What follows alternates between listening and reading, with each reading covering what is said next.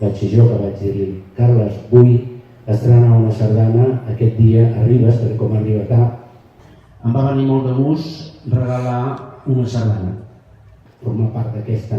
celebració, en realitat la faig extensiva no només a en Carles Serra, sinó a tota la junta directiva, a totes les persones que li estan donant un cop de mà, que estan al costat seu,